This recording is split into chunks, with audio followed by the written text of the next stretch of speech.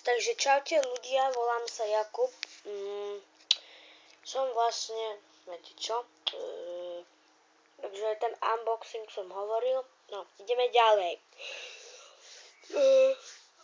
V decembri budem na MyPlex, určite si to kúpte, no musíte si to kúpiť, bez toho vám nejde. Ale videl som, že jeden človek, že mu to išlo aj bez originálu. No, pokiaľ to ide, tak ja si kúpim ale MyPlex, ten server, čo je Minecraft, všetko.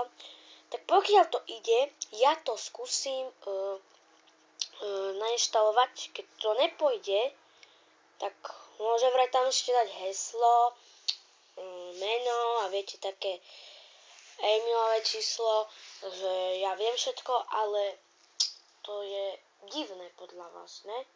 Veď že vraj on hovoril, že House hovoril, že to ide iba s originálnymi Minecraftmi. A ja si to myslím, že to iba originál, že to iba s originálom ide, ale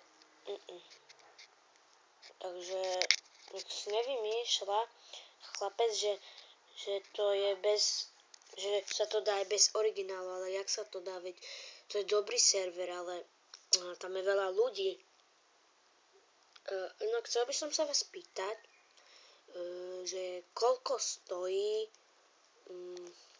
no viete, ja si chcem asi kúpiť 1.7.2 si chcem kúpiť a neviem koľko stojí ten MyPlex, chcel by som sa spýtať.